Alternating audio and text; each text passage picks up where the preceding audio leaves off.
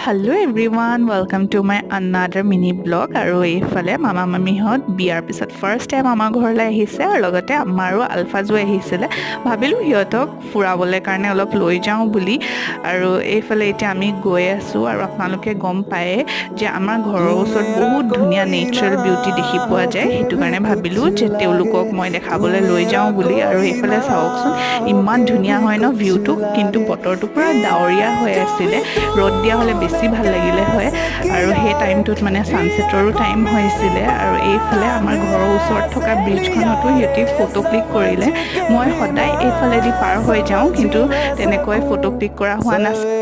লগত যেতিয়া কোনোবা থাকে তেতিয়া ভাল লাগে আৰু ফটো ক্লিক কৰিবলৈ কাৰণে মন যায় আৰু ভিউটো ইমান বেছি ধুনীয়া হৈ আছিলে ন সেই টাইমখিনি আৰু এনেকৈয়ে মামা মামিহঁতক ফুৰালোঁ আৰু থকা হ'লে বেছি ভাল লাগিলে হয় আৰু মিনি ব্লগটো সামৰিছোঁ কেনেকুৱা লাগিলে